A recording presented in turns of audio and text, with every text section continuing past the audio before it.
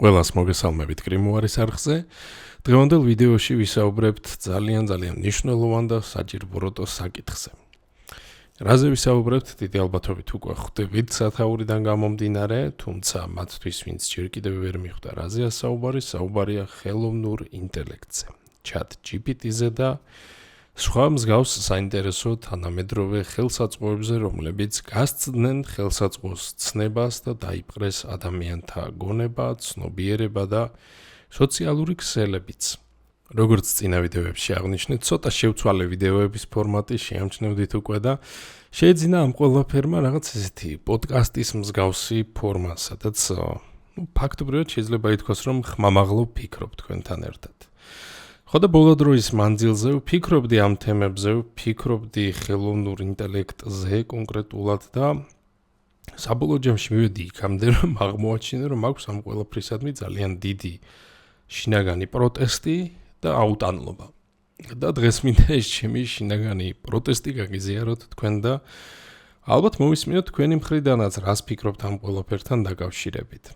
ეცით როგორი რაღაცაა დღესდღეობით, როდესაც შევდივარ ინტერნეტში, რომელიც უნდა ვაღიარო მიახლოებით 10 წლის წინ მეგონა ალბათ რაღაც საუკეთესო ხელსაწყო, სადაც შეიძლება აბსოლუტურად ყველაფერი მოიძიო, რაც კი გაინტერესებს, შეისწავლო ყველაფერი, რის სწავლაც კი შეგიძლია. ნაწილობრივ დღესაც ესე ვფიქრობ, მაგრამ განსხვავებით 10 წლის წინანდელი ინტერნეტისაგან, დღევანდელი ინტერნეტი და აპლიკაციები გამოირჩევა რით, სადაც არ უნდა შეხვიდე, ყველგან არის AI, ყველგან არის ხელოვნური ინტელექტი. ერთი პერიოდი მეც ვიყენებდი ხელოვნურ ინტელექტს, ზოგადად როდესაც შედარებით ახალი შემოსული იყო, ძალიან მოვიხიბლე, იმიტომ რომ ჩემთვის ეს რაღაც ტექნოლოგიურ წინსვლას ნიშნავდა და ალბათ ბავშვობაში რომ მომისმინე რომ მსგავსი ხელსაწყო იარსებებდა ოდესმე და მე ამას მოვესწრებოდი, გადავირეოდი და გავგიჟდებოდი სიხარულისგან, რა თქმა უნდა. მაგრამ როგორი რაღაცა იცით, დროთა განმავლობაში მე მივხვდი რომ თურმე ეს ხელსაწყო არ არის კარგი, თურმე ის ძალიან ცუდია.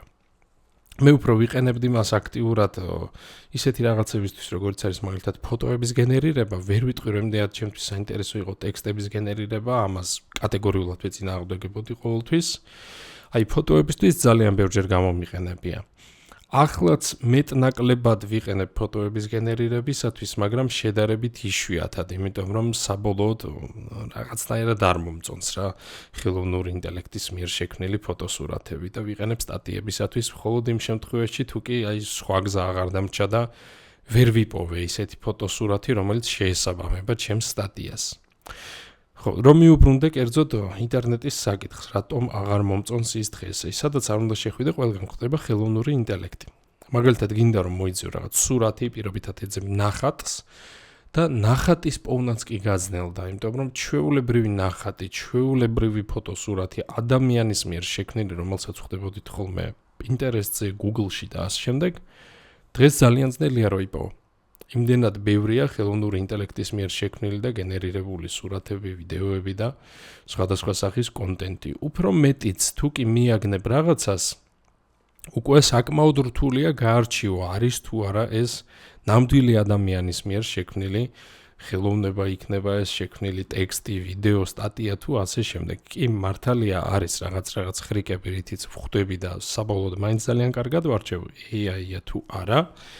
კონტენტი, რომელსაც ვეცნობი, მაგრამ მაინც საკმაოდ ისეთი, რთულია ერთი სიტყვით. აქედან გამომდინარე, ძალიან ხშირად ესე თქვათ, ვაწყდები უსიამოვნო შეგრძნებას და განცდა მეუფლება თითქოს ყველაფერი ადამიანურობას ნელ-ნელა კარგავს. ყველაფერი ხდება რაღაცნაირი მკვდარი, უმუხტო, უენერგიო, უმარილო. კი, მართალია ხელოვნური ინტელექტი 1000-ჯერ აღემატება უნარებით ჩვეულებრივ ადამიანს და პირობითად ჩემზე გაცილებით უკეთხატავს, მაგრამ მაინც მისი ნახატები მკვდარია, უსიცოცხლო. და იგივე ეხება ყველაფერს, რასაც ქმნის ხელოვნური ინტელექტი, არა მარტო ნახატებს.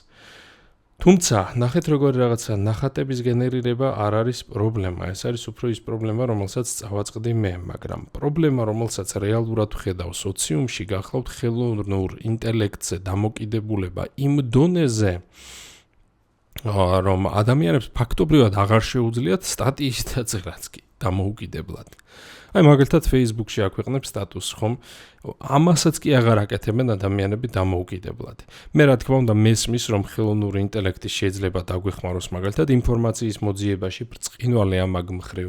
ხელოვნური ინტელექტი შეიძლება დაგვეხმაროს პირობითად გრამატიკის რედაქტირებაში ასევე ბრწყინვალე ინსტრუმენტი ამ მხრივ, იმიტომ რომ შეიძლება გაგეპაროს ხანდახან ასოები. მეც მეპარება სტატიებში ზოგჯერ ასოები და შეიძლება რაღაც მაგალითად შ-ს ნაცვლად ც დავწერო, ძ-ს ნაცვლად ზ და სხვა მსგავსი. ეს ბუნებრივი და ადამიანური მომენტია, ამიტომ ესეთი კორექციისა და შესწორებისათვის აპლიკაციებისა და პროგრამების გამოყენება ვფიქრობ საკმაოდ მიზანშეწონილია, მაგრამ როგორ გითხრათ, ჩემი პროტესტი აღწევს პიკს, როდესაც ვხედავ რამდენიმე დარგში განსაკუთრებით ამ ყველაფერს.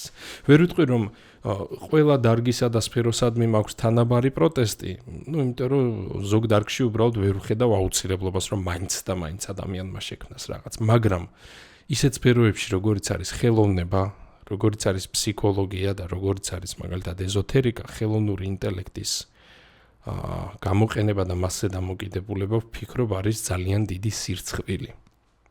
სირცხვილი, რადგან როგორ გითხრათ, ეს არის ის სფეროები, რომელიც უნდა ემსახურებოდეს ადამიანურობას, ადამიანობას, კაცობრიობას, ხომ? იმიტომ რომ როგორ გითხრათ, ადამიანურობა, ავთენტურობა არის ზუსტად ის ნაპერწკალი, ხო, რაც მთელ მაგიას და ჯადოსნობას ასულთქმულებს. ის უზუსტობები, ის არაპროპორციულობა, ის თუნდაც ნაკლოვანებები, ადამიანურია ეს ყველაფერი, ნამდვილია, ცოცხალია. ამას აქვს ენერგია და არა იმ სტერილურ, არ ვიცი, სტატიებს, ვიდეოებს თუ სხვადასხვა თუნდაც სიმბოლოებს, რომელსაც ასევე ხშირად ვაწყდები ინტერნეტში, რომელიც შექმნა ხელოვნურმა ინტელექტმა. და კიდევ უფრო დიდი სირცხვილია, როდესაც ადამიანი იმასაც კი აღარ ასე ვთქვათ აკეთებს, აღარ კადრულობს, თუ არ ვიცი, ისიც კი ეზარება, რომ მაგალითად ხელოვნური ინტელექტის მიერ შექმნილი კონტენტი ელემენტარულად დაარედაქტიროს მაინც. დაამგვანოს, არ ვიცი, ხელოვნური ინტელექტის მახინჯი და დამტრეული ქართული ნორმალურ ქართულს მაინც, ხომ? ფსიქოლოგი წარმოიდგინეთ მაგალითად, როდესაც წერს სტატიას, არ ვიცი, რომელსაც ალბათ კითხულობენ მისი კლიენტები თუ პაციენტები თუ ზოგადად საზოგადოება და ეს სტატუსი არ არის დაწერილი ადამიანის მიერ, ხო, როგორი ისეთი უსიამოვნო შეგრძნება. ჩემთვის ის ძალიან უსიამოვნოა. ან როდესაც ეზოთერიკოსი წერს რაღაცას, მოძღვრავს რაღაცასთან დაკავშირებით და ეს მისი სიტყვებიც კი არ არის. ამას წერს რაღაც ალგორითმი, პროგრამა, სერვერი, რომელიც საქართველოშიც კი არ იმყოფება და პირობითად ისრაელიდან ან ამერიკიდან ან საიდანღაც იმართება ხომ ციფრულად. წარმოიდგინეთ, ადამიანი ამ ყველაფერს ასაღებს შემდგომ თავის ნაშრომად, ისე დარწმუნებულია, რომ არც კი წაუკითხავს, რა წერია, რადგან რო წაიკითხა აუცილებლად როგორც მინიმუმ დაარედაქტირებდა და საუკეთესო შემთხვევაში ამ ყველაფერს არ გამოაქვეყნებდა. ძალიან ხშირად ვაწყდები ბოლო დროს ასევე შემთხვევებს, როდესაც ადამიანები იყენებენ ხელოვნურ ინტელექტს, მაგალითად რიტუალების შესაქმნელად, იყენებენ ხელოვნურ ინტელექტს სიგილების, რუნული ფორმულების შესაქმნელად და გულახდილად გეტყვით, როგორც რუნული მაგიის სპეციალისტი, უბრალოდ ფოტოს რო დავხედავ ხოლმე რაღაც საშინელება, არ შეიძლება მაგის გამოყენება. და ასევე მქონია შემთხვევები ტაროსთან დაკავშირებითაც, ბევრი მომხმარებლისგან მაგალითად მსმენია, რომ ChatGPT ძალიან მაგრად ხსნის ტაროს და ბოლო დროს ვშლი ტაროს ChatGPT-ის გამოყენებით. რა თქმა უნდა, არასდროს არ მიცდი, ამიტომ რომ, რა ვიცი, რაღაცნაირად წლების მანძილზე ტაროლოგად მუშაობის მერე არ დამჭირვებია. ვინმესთვის ან რამისთვის კითხვა რას ნიშნავს რომელიმე კარტი, მაგრამ ვცადე და გამოვიდა საშინელება გულწრფელად რო გითხრათ ახლა. ისეთი კითხვა დაუსვი, რაზეც ვიცოდი პასუხი. ნახეთ, კი არ გავაშლევინეთ, რომ ეს საერთოდ შეუძლებელია, არამედ უკვე გაშლილი ტაროს გაშლა, ასე ვთქვათ, უკვე გაშლილი კარტები მივაწოდე მას და უთხარი, აბა როგორ ახსნით გოშენ. მის ინტერპრეტაცია მაინტერესებდა. ინტერპრეტაცია იყო საოცარი. საოცრად კურიოზული, ესე რა ვთქვათ და ამ შემთხვევაში დავფიქრდი, რომ ადამიანი, როდესაც ამ ყველაფერს უჯერებს და როდესაც ამ ყველაფერს უსმენს, დიდი შანსია, რომ დაიღუპოს. მართლა.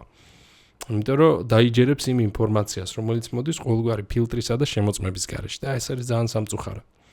ეს არ არის ჩემი მოგონილი ფაქტი, ზოგადად არის კვლევები ამასთან დაკავშირებით, ვთქვათ, იქ MIT-ის კვლევები, შვეიცარიის CMU-ს და Microsoft-ის კვლევები, სადაც დასტურდება პირდაპირი გაგებით, რომ ადამიანებში, ვინც არის დამოკიდებული ხელოვნურ ინტელექტზე, ან ვინც მას იყენებს სისტემატიურად, მცირდება ისეთი პროცესები, რაც ეხება ინტელექტუალურ შესაძლებლობებს, რაც ეხება კოგნიტურ უნარებს, ყურადღებას და რაც ეხება ნდობას. ესეთი ადამიანების ყურადღება, როგორც წესი, ბევრად დაბალია, ძირითადად ანალიტიკური ჩართულობის შესაძლებლობაც ბევრად დაქვეითებული აქვს და ესე ბრმად ენდობიან ხოლმე ინფორმაციას. შესაბამისად ვღებულობთ ქაოსს.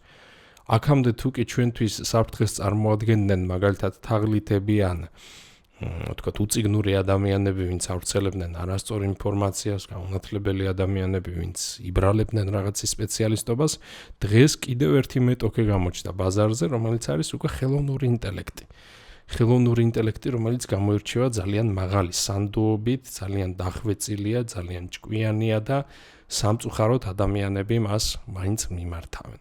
რა თქმა უნდა, კიდევ იმერებ არ მაქვს საუბარი ჩვეულებრივ ყოველდღიურ მიმართვაზე, მეც გამომიყენებია მაგალითად მიმიწერია, რომ მანქანაში ზეთი რამდენი ჩავასხა პირობითად, იმიტომ რომ დამეზარა იქ თქვათ იმ ავტომობილების საიტზე შესვლა და ძებნა, ვინც გამოუშვა ჩემი ავტომობილი. ამიტომ მკითხე ხელოვნურ ინტელექტს, კი ეს სავსებით ნორმალურია, მაგრამ ვიმეორებ, როდესაც მაგალითად მუსიკოსი აწერინებს სიმღერის ტექსტს ხელოვნურ ინტელექტს, როდესაც მხატვარი თვითონ აღარ ხატავს და ნახატ საქმნევინებს ChatGPT-ს, როდესაც ეზოთერიკოსი აღარც კი ცდილობს, რომ წიგნში წაიკითხოს რაღაც, იმაზეც აღარ მაქვს ლაპარაკი, რომ თვითონ მოიგონოს და შექმნას ხო რაღაცან თვითონ გამოზრაოს ცოტა თავისი გონება. ეს არის კატასტროფა, ეს არის ძალიან დიდი საფრთხე ადამიანებისათვის.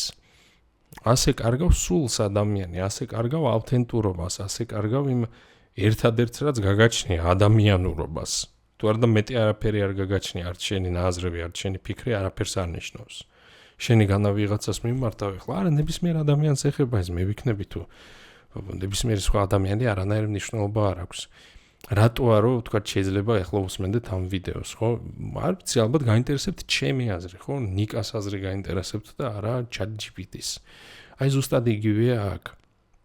მე ამიტომ ვისურვებდი, რომ იარსებოს ჯანსაღმა, ესე თქვათ, ბაზამ, ჯანსაღმა სისტემამ, ჯანსაღმა ბაზარმა, თუ გინდათ ესე უწოდოთ, სადაც იქნება ინფორმაცია, მაგრამ იქნება ინფორმაცია ავთენტური. სადაც ადამიანები გამოვლენ მათ ინდივიდუალიზმს და ბრჭყალებში შეეჯივრებიან ერთმანეთს არა იმაში, თუ ვინ რამდენ სტატიას დადებს, მაგალითად, ან რამდენ ვიდეოს, არამედ იმაში, ვინ რამდენად შეძლებს საკუთარი თავის გამოხატვას ამ ყველაფერში. ფიქრობ, ავთენტურობა გვაკლია ძალიან. და ეს არის ძალიან ცუდი. ნებისმიერი დარგისათვის, მაგრამ ვიმეორებ. განსაკუთრებით გულსატკენია, როდესაც ვხედავ იქ მენტორებს, ფსიქოლოგებს ან ნახევრად სულიერ სფეროებთან დაკავშირებულ ადამიანებს, ვინც ესე ხელოვნურ ინტელექტზეა დამოკიდებული. ხო, ესეთი ერთგვარი პროტესტი გამომივიდა ფაქტობრივად ვიდეოში, გამოუხატე ჩემი პროტესტი და ძალიან საინტერესოა ჩემთვის თქვენი აზრიც. მოვისმინო ამ ყველაფერთან დაკავშირებით. იმიტომ რომ ფიქრობ, თუ კი როგორ გითხრათ, იმავე იმ რიტუალებში, სულიერ და ეზოთერულ პრაქტიკებში, ან თუნდაც ტაროს გაშლაში ვფიქრობ, თუ არ მონაწილეობს ადამიანი, ამ ყველაფერს არანაირი ფასი არ აქვს. ტარო არის უბრალოდ ქაღალდები ნახატებით, მორჩ. ყველას შეუძლია რომ დახატოს, ყველას შეუძლია რომ აჩეხოს და დაჩეხოს დასტა, არაფერს არ ნიშნავს ეს ყველაფერი. თვითონ დასტა არაფერს არ წარმოადგენს აბსოლუტურად ფასეულს, გარდა იმისა, რომ სადღაც ჩინეთში, ამერიკაში ან თუნდაც იტალიაში დაიბეჭდა. მორჩა. ფასეული არის ადამიანი ამ ყველაფერს მიღმა, ფასეულია ადამიანების ურთიერთობა იმ მომენტში, ჩვენი კავშირი ავთენტური ხომ? როდესაც წარმოიდგინე მე მომმართავ რომ გაგიშალოთ არო და მე ვეკითხები ხელოვნურ ინტელექტს, ხო? ანუ შენს ყველაზე ფაქის, შენს ყველაზე დელიკატურ, ყველაზე ინტიმურ ან შესაძლოა მტკივნეულ საკითხებს ანდობ ადამიანს, რომელიც თვითონ არც კი ფიქრობს ამ ყველაფერზე, რომელსაც არ ადარდებ, რომელსაც იმის ინტერესიც კი არ გასჩენია, რომ გადაამოწმოს, რომ მოდი გადავამოწმებ, წავიკითხავ, იქნება და მცდარ ინფორმაციას ვაწვდი ადამიანებს და იქნება და სისულელე წერია, ხო? წარმოიდგინე, ანუ ესეთ ადამიანს რომ ანდობ შენს სულს, თუ გინდა ესე დავარქვათ და გულს, ვინც არც კი ფილტრავს ინფორმაციას და უბრალოდ ერთი მესიჯით შემოფარგლული, რაღაც ერთი პრომპტით შემოფარგლული ჩათის შედეგებს გიკოპირებს, ისე რომ არც კი გაალამაზებს. თავის ნამდვილ ასვეთ ნიშნებსაც კი არ დაუსვავს, ან სიტყვებსაც კი არ გაასწორებს. ეს არის ის, რაც მაწუხებს ხელოვნურ ინტელექტთან დაკავშირებით. და აქვე გავაჟღერებ იდეას, ესე ვთქვათ, რომელთან დაკავშირებითაც მაინტერესებს თქვენი აზრის მოსმენაც. მე ვფიქრობ, რომ შევეჯიბრო, ესე ვთქვათ, ხელოვნურ ინტელექტს და ერთგვარი ესეთი ექსპერიმენტი გავაკეთო, სადაც ვეცდები დაგიმტკიცოთ, რომ ხელოვნური ინტელექტი ვერასდროს ვერ გაშლის ტაროს ჩემზე უკეთ. ჩემზე უკეთში არ გულისხმობ იმას, რომ ნიკაა ყველაზე მაგარი. არა, ჩემზე როგორც ადამიანზე უკეთ. იგივე ვრცელდება ნებისმიერ თქვენგანზე, ნებისმიერ ადამიანზე, ვინც ტაროს შლით, ან ვინც ინტერესდება ტაროთი და ასე შემდეგ. ხელოვნური ინტელექტი ვერასდროს ვერ გაშლის ტაროს ადამიანზე უკეთ. ნუ რა თქმა უნდა, იმ ადამიანზე, ვინც ერკვევა ამ ყველაფერში.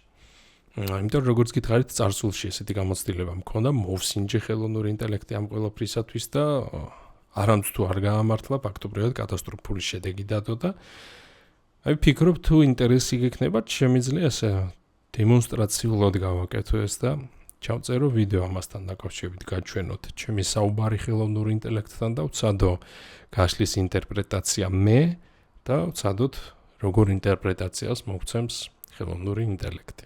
ფიქრობ, საინტერესო ესეთი ექსპერიმენტი გამო. ერთ სიტყვით, ცოტა არასტანდარტული ვიდეო გამოვიდა, მაინც და მაინც ინფორმაციული არ არის, თუ არ ჩავთვლით რამდენიმე კვლევის სახელწოდებას, რომელიც დავასახელეთ, თუ დაგაინტერესებთ ნახეთ, მაგრამ აუცილებლად უნდა გამეზიარებინა ეს აზრი, იმიტომ რომ ფიქრები დამიგროვდა და ბოლო დროს გადაწყვიტე, რომ ჩემი ფიქრები ჩავწერო ესე ვიდეოების სახით. მადლობა ყურებისათვის, მადლობა თქვენი დროისა და ყურადღებისათვის და დროებით გემშვიდობებით, ბედნიერად.